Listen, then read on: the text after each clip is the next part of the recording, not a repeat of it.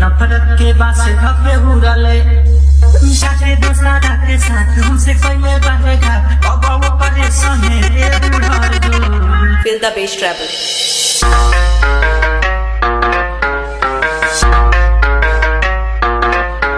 DJ से लोग हाथ जय एलडी के रिमिक्स बज रहा है।